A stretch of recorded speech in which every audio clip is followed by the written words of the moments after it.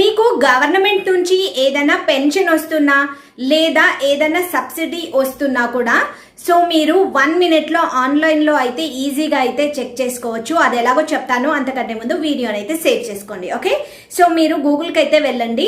వెళ్ళిన తర్వాత ఇక్కడ PFMS అని టైప్ చేయండి. Okay, PFMS. ఓకే, టైప్ చేసిన తర్వాత మీ గూగుల్లో ఇలాగైతే ఓపెన్ అవుతుంది.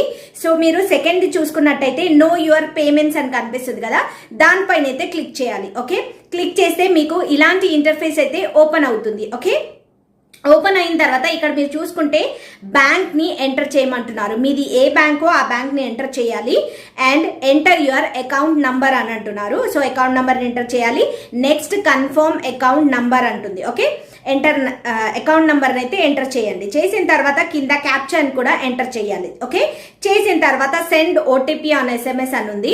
సో మీ రిజిస్టర్డ్ మొబైల్ నంబర్కి అయితే SMS వస్తుంది. ఓకే, SMS వచ్చిన తర్వాత ఇక్కడ అన్నది మీ అమౌంట్ ఏదైతే ఉందో అదంతా డిస్ప్లే అవుతుంది అనమాట. సో అక్కడ నుంచి మీరు చెక్ అయితే చేసుకోవచ్చు, అది సబ్సిడీ అయినా పెన్షన్ అయినా. ఓకే, సో ఈ వీడియో ఎలా అనిపించిందో కామెంట్ సెక్షన్ లో అయితే కామెంట్ చేయండి. మరిన్ని వీడియోస్ కోసం మీ అకౌంట్ అయితే ఫాలో అవ్వండి.